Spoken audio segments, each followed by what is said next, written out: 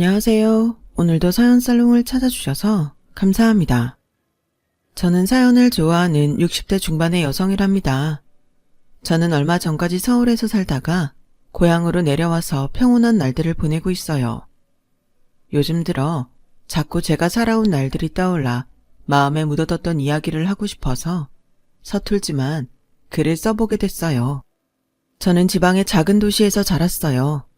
어릴 때 일찍 엄마가 돌아가셔서 아빠와 저, 그리고 남동생 이렇게 셋이 살았고요. 아빠는 큰 역이 있는 시내에서 자동차 정비 공장을 하셨어요. 동생은 어릴 때부터 서울 가고 싶다고 해서 중학생이 되자 바로 보냈죠. 저는 그런 거에 큰 욕심이 없어서 우리 동네에 있는 게 좋았어요. 하지만 아빠는 생각이 다르셨어요. 성미야, 사람이 살다 보면 어떤 일을 하게 될지 몰라. 능력을 길러야 돼. 아빠가 살아보니 그렇더라. 너도 성호처럼 미래를 준비하는 게 좋을 거다. 아빠가 부자는 아니어도 밀어줄 수 있는 만큼은 해줄게. 니들 엄마 없어서 힘들게 컸다는 말은 듣지 말아야지. 아빠 말 나도 다 아는데 아직은 뭘 하면 좋을지 잘 모르겠어. 아무튼 아빠 말 명심하고 지금부터 생각해볼게. 라고는 했지만 고등학교 갈 때까지도 저는 진로를 결정하지 못했어요. 공부가 두루두루 재미는 있었고 머리도 나쁘지는 않아서 성적이 떨어지지는 않았어요. 하지만 하고 싶은 게 없어서 적당히 성적에 맞춰서 대학에 가고 그 다음에는 나중에 생각하자 싶었죠. 별 탈 없이 평범한 날들이 계속될 때까지는 그랬어요. 고2 가을 어느 날 학교 수업 시간에 갑자기 담임선생님이 저를 불렀어요. 성미야, 얼른 병원에 가봐라. 아버지가 쓰러지셨다는구나. 네? 왜요? 어디서요? 공장에서 일하다가 갑자기 그랬다나 봐. 저는 바로 시내의 종합병원에 갔고 아버지는 수술 중이었어요.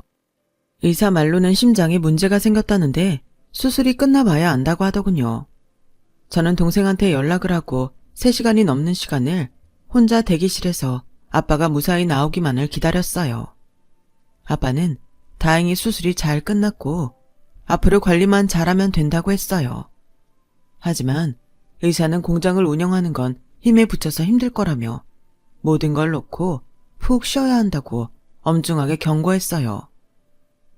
우리 애들 앞으로 갈 길이 얼마나 창창한데요. 아빠가 돼서 손 놓고 보고만 있으라니. 말이 됩니까? 안 돼요. 저 일해야 돼요. 아버님, 그러다가 자식들 두고 먼저 가실 수도 있어요. 그게 자녀분들한테는 더 힘들 거예요. 결국 아빠는 정비공장을 정리하고 친구에게 넘기고 집에서 쉬게 됐어요. 아빠, 지금까지 열심히 일만 했잖아. 그래서 이제 쉬면서 몸 돌보라는 신호야. 의사 선생님 말대로 우리만 놓고 아빠까지 먼저 가버리면 우리는 어떡하라고. 걱정하지 마. 나도 살 길 있고 성호도 알아서 잘하고 있잖아. 아빠는 건강을 회복할 생각만 해. 저는 일을 그만두고도 우리 걱정하느라 제대로 쉬지 못하는 아빠를 안심시켰어요. 아빠가 우리를 위해 그동안 적금도 들어놓고 돈도 모아 놓으셨다는 건 알고 있었지만 무작정 그 돈을 쓰자고 할 마음은 없었어요. 저라도 집안의 보탬이 되고 동생도 마음 놓고 공부하게 해야겠다고 생각했어요.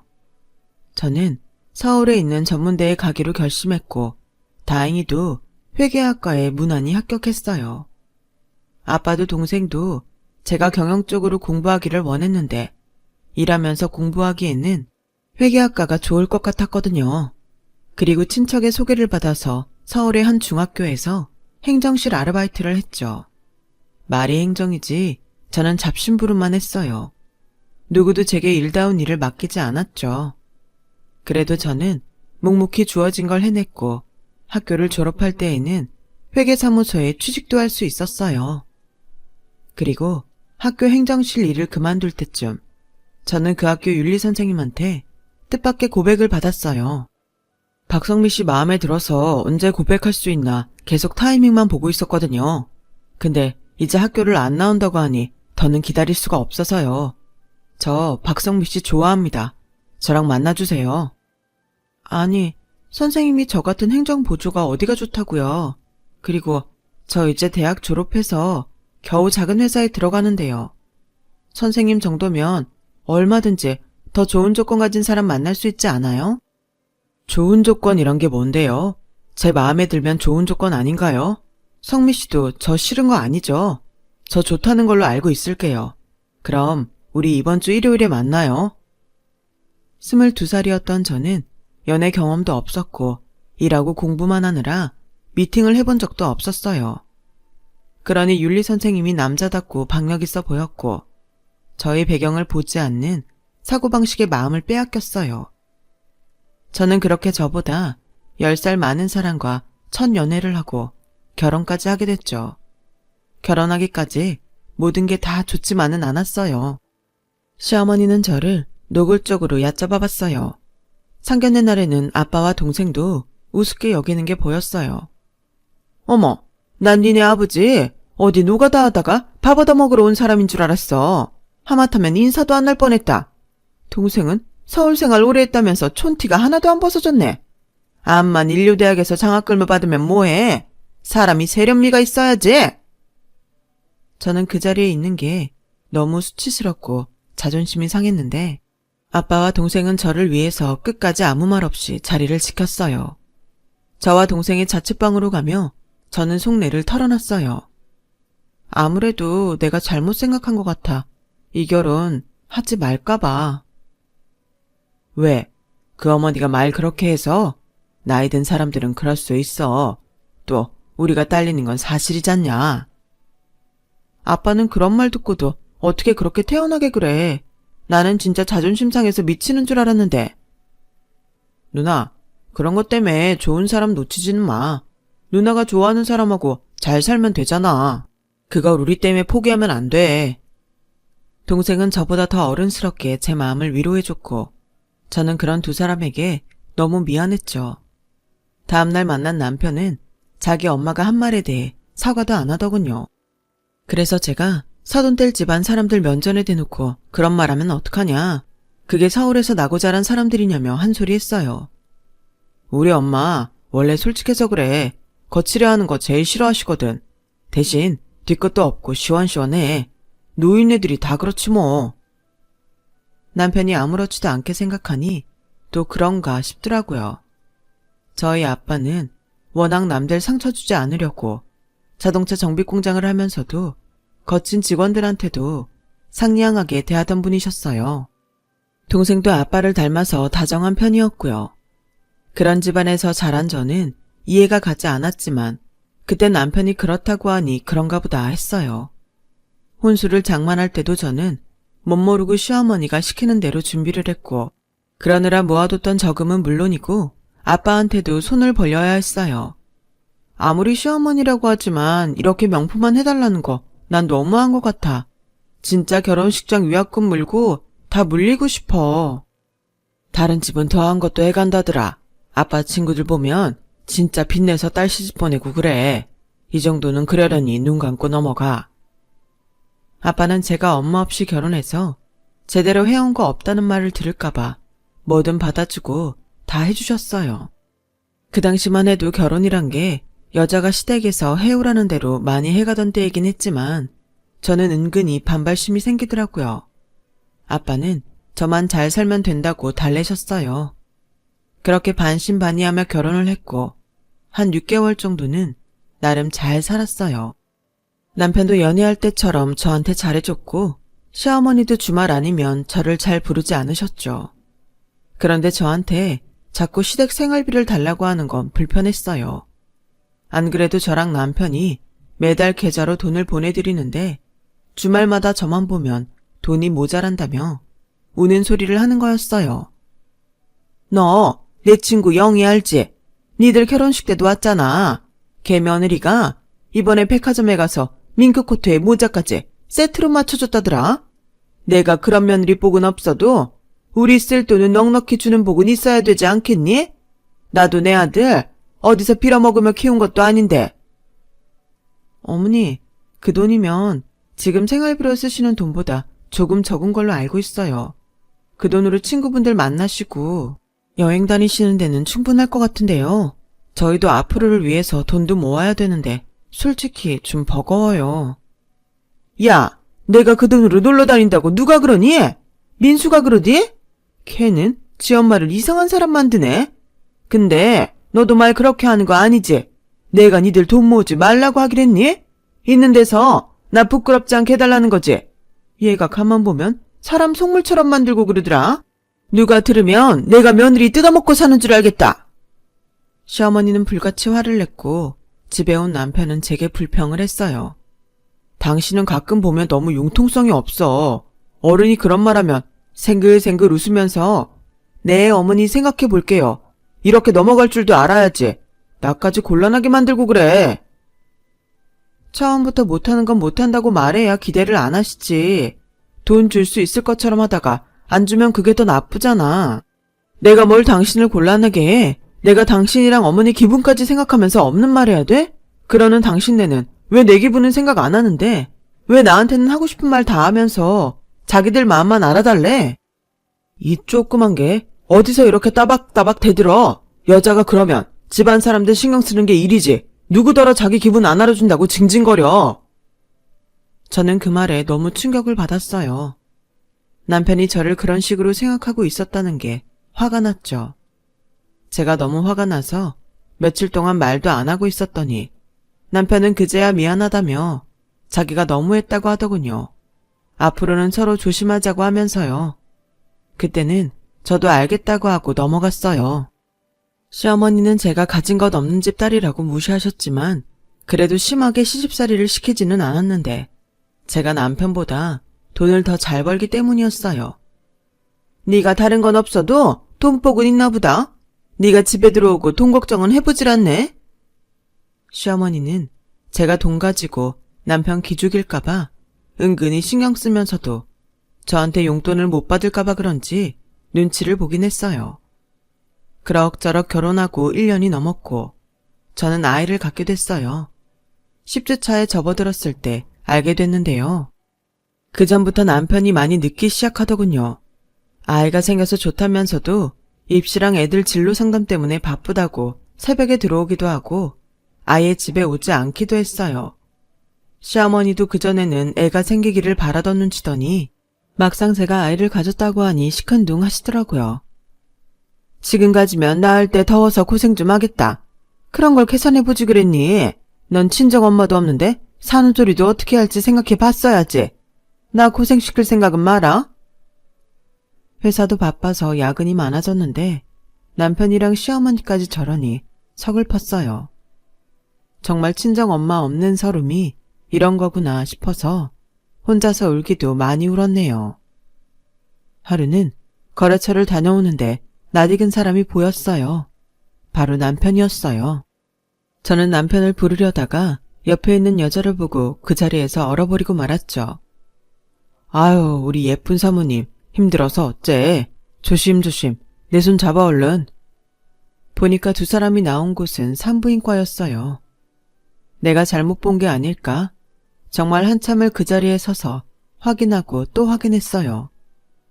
두 사람은 택시가 오자 타고 가버렸고 저는 그대로 있을 수 없어서 산부인과에 가봤어요. 좀 전에 택시 타고 가신 분들 여기 다녀요. 우리 친척인데 임신한 걸 몰라서 혹시 맞으면 깜짝 선물이라도 주려고요. 아, 좀 전에 나가신 이선영 산모랑 남편분이요? 맞아요. 지금 12주차 되셨어요. 라고 순순히 얘기해주는 접수대 간호사의 말에 정말이지 까무라칠 뻔했어요. 그날 밤 남편이 집에 오고 저는 낮에 본 걸 얘기했어요. 당신 지금 뇌 뒤밟고 다닌 거야? 그런 사람이었어? 누가 뒤를 밟았다고 그래? 거기 거래처 있는 동네야. 당신하고 웬 여자가 산부인과 나와서 택시 타고 갔잖아. 원래는 천천히 얘기할 생각이었는데 이렇게 된 거 어쩔 수 없네. 나 다른 여자 만나고 있어. 1년 좀 안 됐어. 10달쯤 됐나? 그럼 나랑 결혼하고부터 만났다는 거잖아. 그 여자는 당신 유부남인 거 알아? 처음엔 몰랐는데 내가 헤어지려고 하니까 울면서 잡더라. 내가 애 아빠여도 상관없대. 솔직히 까놓고 말해서 너랑 니네 집에 너무 실망했어. 아무리 없이 산다고 그렇게 후줄근할 줄 누가 알았겠냐고. 너 나이 어리다는 것 빼고 장점이 없잖아. 수준이 안 맞아서 친구들 모임 가는 것도 쪽팔려. 그건 너도 알지? 이렇게 뻔뻔하고 당당하더니 내가 알던 그 남자가 맞나 싶었어요. 학교에서 윤리를 가르친다는 사람이 결혼하고부터 계속 자기 아내를 속여왔다는 것도 억장이 무너졌어요. 시댁에도 그 여자가 아이를 가진 다음에 인사했다더군요. 모두 짜고서 저를 바보로 만들었던 거예요. 네가 다 알았다니 복잡할 것도 없겠네. 우리는 너한테서 낳은 핏줄 하나도 안 반갑다. 아직 초기니까 알아서 지울래? 애가 없어야 깨끗하게 헤어지지. 어머니, 아무리 제가 마음에 안 들어도 민수 씨 아이예요. 어머니 손주라고요. 어떻게 그런 말씀을 아무렇지도 않게 하세요? 니네 핏줄 섞여서 나오는 애가 뭐 좋을 게 있겠어? 우리 집안 물만 흐리지. 그리고 그 애가 민수 아이라는 증거는 있니? 너 야근한다고 어디서 무슨 짓을 했을지 어떻게 알아? 그렇게 막말하는 건 아니죠. 이제 이판사판이다 이거예요? 어머니 아들이 바람피니까 다 그렇게 보이세요? 얘가 어디다 대고 눈부라리고 말대답이야. 거기에 우리 민수를 왜 집어넣어? 민수가 오죽하면 그랬겠니? 네 행실이 칠칠치 못하니까 그런 거 아니겠어? 아, 예, 그러세요. 당신 아들 행실이 발라서 그따위로 살았네요. 저 이대로 못 넘어가요. 그 사람 학교에 다 까발리고 얼굴도 못 들고 다니게 할 거예요. 어디 해볼 수 있으면 해봐. 나는 가만히 있을 것 같니? 니네 회사에 너 가정 내팽개치고 딴 남자랑 놀아놨다고 가서 깽판 칠 거야. 내가 못할 것 같아?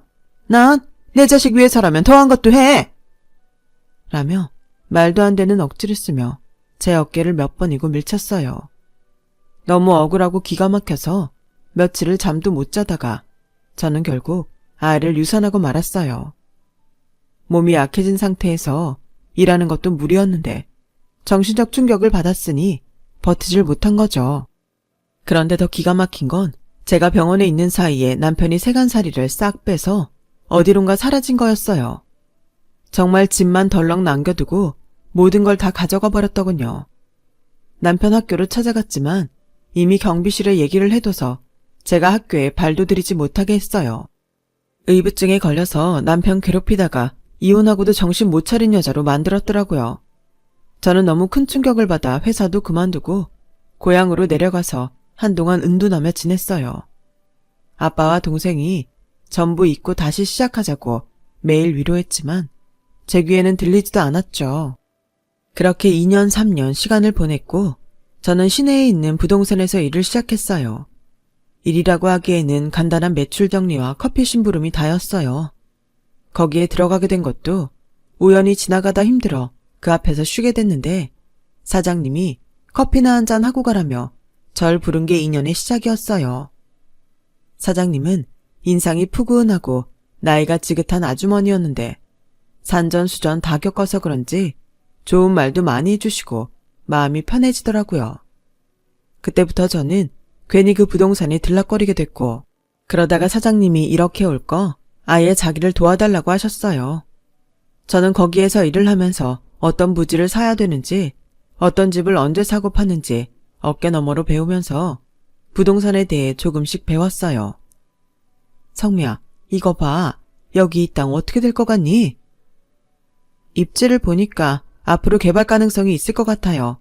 지금은 아무도 모를 테니 먼저 사두면 나중에 큰돈 벌겠는데요. 그랬지? 그럼 너도 살래? 내가 돈 빌려줄게. 저를요? 사장님, 갑자기 왜 그런 말씀을 하세요? 내가 너 쭉 봤는데 성실하고 싹싹하고 믿을만 하겠다 싶어서 그래. 착한 사람 주저앉아 있는데 어떻게 보고만 있어. 이렇게 세워줘야지. 내 돈은 여기 땅값 오르고 팔 때 줘도 되니까 한번 투자해봐. 라며 사장님은 저를 밀어주셨어요. 저는 이대로 인생을 끝낼 게 아니면 다시 도전해보자는 마음이 들었어요. 결국 사장님 제안을 받아들여서 사장님과 반반씩 그 땅을 샀죠. 그리고 몇 년 되지 않아 그 땅은 재개발 지역이 되었고 저와 사장님은 큰 돈을 벌게 됐어요. 사장님, 그때 빌려주신 돈이요. 정말 감사했어요. 사장님께 다 갚고도 얼마나 많이 남는지 몰라요. 이 은혜 잊지 않을게요. 네가 잘 살면 은혜 갚는 거야. 이제 그 돈으로 재산 불려봐. 저는 입지가 괜찮은 곳에 낡은 집들을 몇 채 사서 건물을 지어서 팔고 또 땅을 사서 되팔면서 재산을 불렸어요. 그리고 다시 서울로 올라가서 지하철이 들어올 예정인 지역에 땅을 샀죠. 그런 식으로 몇 번을 하다 보니 전에는 꿈도 꾸지 못할 돈을 벌었어요. 어느 날 사장님이 저를 부르셨어요. 성미야, 이제 앞으로 부동산 규제도 심해지고 전처럼 큰 돈은 벌지 못할 거야. 이제는 투자로 돌리고 천천히 살펴보면서 움직이는 게 좋을 거다. 사장님은 이미 서울에 있는 아들들이 투자회사를 세워서 거기에 큰 돈을 넣고 굴리고 있었어요. 저도 수익이 제일 좋은 건물 하나와 저와 아빠가 살 아파트만 남기고 전부 처분을 했고 괜찮은 사업에 투자를 하기 시작했어요. 고생 끝에 복이 온다고? 성미, 너를 보면 그 말이 딱 맞다. 이게 다 네가 노력한 덕분이지만 말이야. 맞아, 누나. 누나 정말 대단한 사람이야. 아니야. 이게 다 아빠랑 성우가 착하게 살아서 나까지 복을 받는 것 같아. 착한 끝은 있다는 게 이런 건가 봐. 저는 의대 공부를 마치고 의사 자격증을 딴 동생에게 강남 좋은 곳에 병원을 차려줬어요. 그러고 나니 제 할 일을 다 했다 싶더라고요. 그 무렵 저는 사장님의 소개로 한 남자를 만나고 있었어요. 남자라면 학을 뗐지만 아내를 병으로 먼저 보내고 혼자인 그 사람을 보니 어쩐지 마음이 쓰이고 자꾸 만나고 싶더라고요. 그 사람 성격이 조용하고 세심한 것도 마음에 들었어요. 결국 저와 남자는 재혼을 하기로 했고 결혼식 대신에 가족끼리 조촐하게 식사를 하기로 했어요. 강남의 한 호텔에서 저녁 식사를 하기로 한 날, 저는 오후에 근처에 있는 편집샵에 들러서 예약해 놓은 옷을 찾았어요. 그 옷을 입고 식사하러 가려는데 건물 청소를 하는 할머니가 제 구두에 구정물을 쏟는 게 아니겠어요? 바로 시어머니였어요. 예, 너 성미 아니니? 네가 이게 무슨 일이냐? 그 옷은 또 뭐고? 아니 세상에 사람이 죽으란 법은 없다고? 어쩜 이럴 때 너를 딱 만나니? 이 손 놓으세요. 이게 뭐하는 짓이에요? 저는 매몰차게 손을 뿌리치며 시어머니한테서 떨어졌어요. 무슨 짓이라니? 나 기억 못하겠어? 네 시어머니잖아. 예, 정말 잘 만났다. 우리 지금 다 거리에 나앉게 생겼어. 이렇게 다시 만난 게 다 하늘의 뜻이다. 하고 다니는 거 보니 아주 폈구나. 우리 어디 가서 자세히 얘기 좀 하자.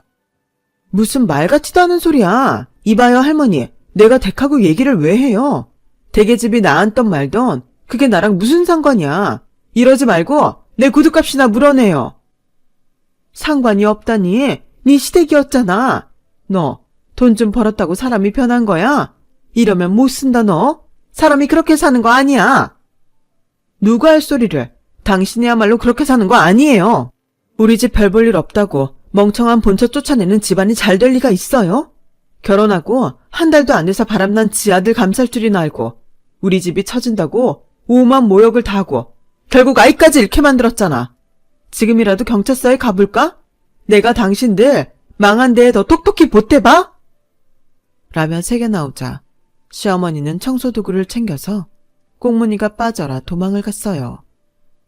저는 좋은 날 액땜했다 치고 호텔로 갔고 식사를 마치고 남편과 같이 나왔어요.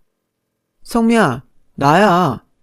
전 남편이 부르는 소리에 놀란 저는 저도 모르게 남편 뒤로 숨었어요.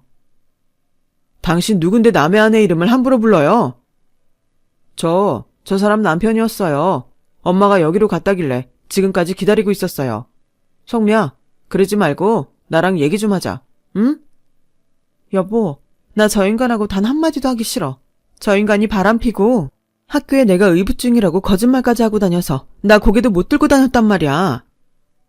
성미야, 다 지난 일 가지고 쪼잔하게 왜 이래. 잘 살면 이렇게 변해도 되는 거야? 라며 전 남편은 끝까지 저를 몹쓸 여자로 만들더군요. 어디 그럼 변한 사람 맛 좀 볼래요? 여기요, 경찰 좀 불러주세요. 이 호텔은 수상한 사람을 막 내버려 둬도 되는 거예요? 아까부터 말도 안 되는 소리 하면서 돈 내놓으라고 하는데 112 불러주세요. 제가 소리를 치자 호텔 직원들이 와서 남편을 양쪽에서 붙잡고 끌어냈어요. 성미야, 내가 잘못했어. 정말 미안해. 내가 죽을 죄를 지었어. 그 사람은 끌려나가면서 계속 소리쳤지만 저는 남편의 차를 타고 빠져나왔어요. 알고 보니 전 남편이 바람나서 결혼한 여자가 다른 남자랑 눈이 맞아서 아이도 내팽개치고 집안 돈을 다 들고 도망갔다더라고요. 자기가 진 빚까지 시댁한테 다 떠넘기고요. 인과응보라는 게 정말 있더라니까요. 시어머니는 그 건물 청소부도 못하고 쫓겨났고 전 남편도 다시는 저한테 접근하지 못하게 법원에서 접근 명령을 받아냈어요. 그 이후로도 두 사람은 어디서 어떻게 사는지 저도 모르고요. 소문을 듣자 하니 전 남편은 학교에서도 잘려서 배를 탔다고 하더군요. 시댁은 살 데가 없어서 여기저기 전전한다더라고요. 그게 벌써 20년쯤 전이네요. 저희 부부는 그동안의 사업과 일을 모두 접고 제 고향으로 와서 별장을 짓고 한가롭게 살고 있어요. 둘 사이에 아이는 없지만 친구처럼 서로 의지하면서 살고 있답니다. 이런 인연을 만나려고 그 고생을 했던 것 같아요. 제 이야기는 여기까지예요. 들어주신 분들 모두 좋은 일 많이 하면서 사셨으면 좋겠어요. 자기가 베푼 일은 꼭 돌아오는 것 같아요. 착하게 살면 좋은 끝은 있답니다. 그럼 모두 건강하세요. 감사합니다. 여러분, 사연 댓글에 응원과 현명한 조언 부탁드려요. 좋아요와 구독은 저에게 큰 힘이 됩니다. 오늘도 좋은 일 가득하세요.